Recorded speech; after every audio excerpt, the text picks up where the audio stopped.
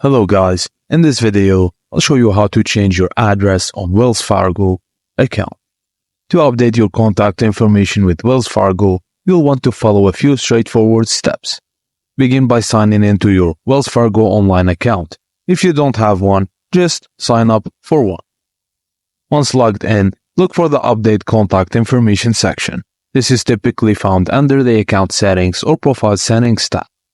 In this section, you can review your current email addresses, phone numbers, and mailing addresses. Make any necessary changes to ensure your contact information is accurate. If your new address is outside of the United States, it's important to contact Wells Fargo directly.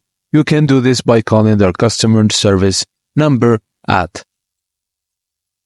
They will assist you with the specific requirements for updating your address internationally. After making updates, you should receive a confirmation via email or through the email banking portal. It's a good practice to check your account after a few days to ensure that your information has been updated correctly.